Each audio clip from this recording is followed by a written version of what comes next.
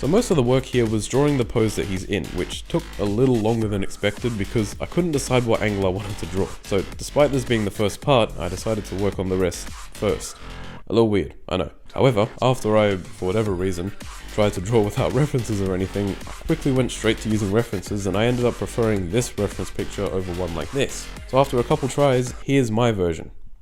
Ah, you're looking like a Roblox character. I wanted to hold this pose on screen for about 2-3 seconds, but the issue with that is that even though it's only 2-3 seconds, it was just going to look like this. So I needed to add some level of movement here, and my first immediate thought was a loop of his hair and clothes kind of just blowing in the wind. So the arms, neck, and waistband won't be moving, so I could just copy and paste those onto another frame. So then I took this, copy and pasted it as many times as I needed, and then redrew the hair and clothes on those frames. So I now had the first, middle, and last drawings of this shot.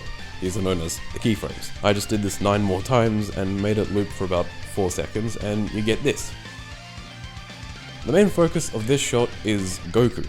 So I didn't add much in the way of a background, I just drew some clouds, which is one of the reasons why I made the main color of this canvas light grey. I also did this so it doesn't take away from stuff drawn in black, and it'll make any colors that I add stand out just a little bit more. After I was done with all this, I had to make another copy of the animation just for the aura. I dimmed the background just because I thought it looks a lot better than keeping it the same, and I made it fade in because I just straight up don't know how to animate an aura like this developing around him. Over top, I animated this aura kind of cracking, then exploding, ending up in an impact frame which I'm going to use to start the next part. But this is part 1 of 3 done.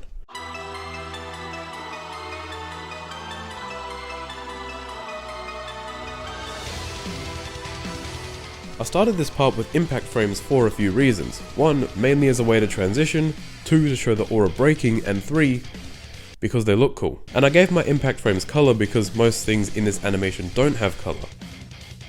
Now with this, at first I planned to have Goku in the distance with an aura surrounding him and all these effects on the screen, but I never found a way to actually make it work. It was either too much or just straight up shit. But that was when I came up with the brilliant original idea of why not have him surrounded in a tower of energy.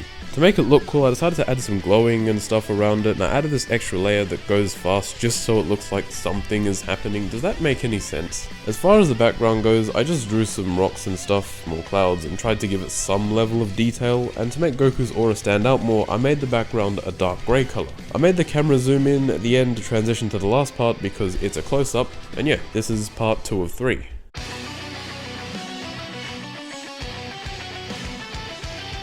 Part 3 is the reveal, where Goku transitions from his Ultra Instinct Omen state to Mastered Ultra Instinct. So if you couldn't tell from the storyboard, this is just a simple camera zoom out as Goku opens his eyes and his hair turns white. Because I've already drawn the end frame, I was able to just go back and zoom in with the same image until I reached the eye. But as I'm sure you can see, there was an issue with this.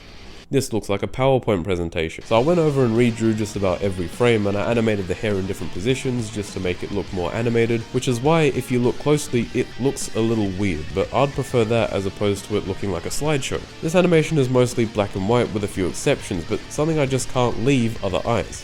Surprisingly, using white and grey made them look off somehow. So I made them slightly purple to give it that silverish look and gave them a bit of a glow that you can barely see, but I still left it there. And the hair I made it transition from black to white to show his transformation. There wasn't much of a background I could add.